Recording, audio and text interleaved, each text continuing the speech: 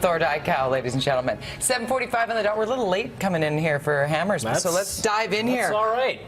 Amazing Spider-Man 2. How amazing is it? This is the question. I wasn't a big fan of the original reboot from 2 years ago. Me too. With Andrew Garfield as Spidey, because it didn't feel like that long since the third Spider-Man that Sam Raimi gave us. That was in 2007. But we're back, and this time we've got more villains, including Electro and the Green Goblin.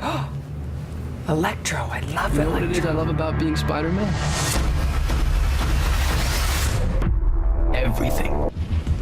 So there you go. Sets the scene very nicely. This one's got eye-popping action. It's got some romantic chemistry, courtesy of Emma Stone. They're a real-life couple, Emma and Andrew, so it's rather palpable, actually, in their scenes together, the romance that they share. I enjoyed that, but as you can see here, it's full of eye-popping summer blockbuster fare. But how does that work when you try to balance out story and humanity? At times, not very well. There are lots of good drama in this one, with a lot of great quiet moments that nail the themes effectively. Particularly when it comes to what happened to Peter Parker's parents. There's a great opening scene that sort of sheds more light on that. But at times, the action does get very frantic and a little bit bloated and repetitive, so...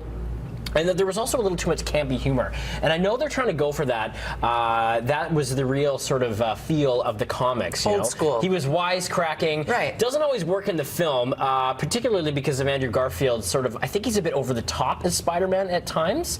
But the action for me, you have to have it. It's a big budget movie. Oh, yeah. People are paying the premium. You've got fans that are going to want this out of the film. But I just felt like I enjoyed it so much more when it was in these poignant moments that really move the themes of the characters along and help them develop.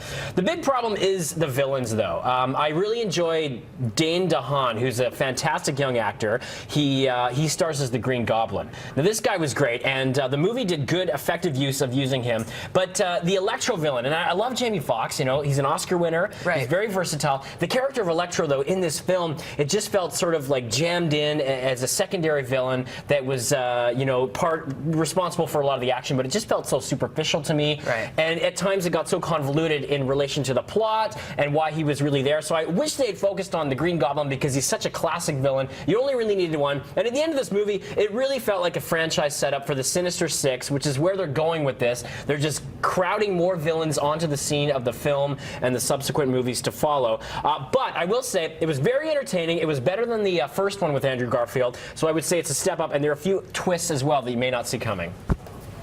Lay it out there. I'm going 3 out of 5 for the Amazing Spider-Man. Okay, 3 out of 5. Yeah. And I always ask this question whenever it comes to a Marvel or superhero or whatever. How old are we looking at here? Age appropriateness for this? I would say minimum for this movie probably 8 years old. Oh, okay. Yeah. So right in there. So that's probably why they went a little more frantic with the special effects, because that's what the little kids like, right? It's very loud and there are some scary moments. So yeah, Yeah. little ones might be swayed the other way. Spidey's eyes seem bigger in this one. They do. I Seem think they to made have been- some minor adjustments.